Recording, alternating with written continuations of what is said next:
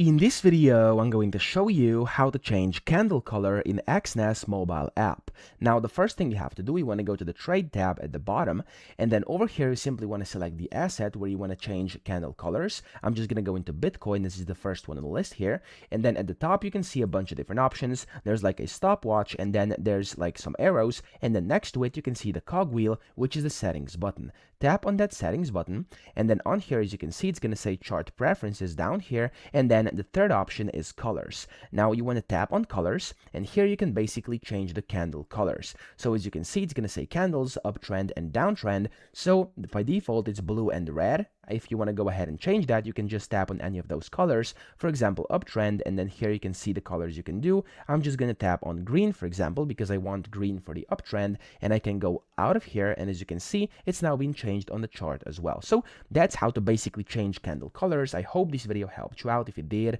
please subscribe to the channel and help me out as well.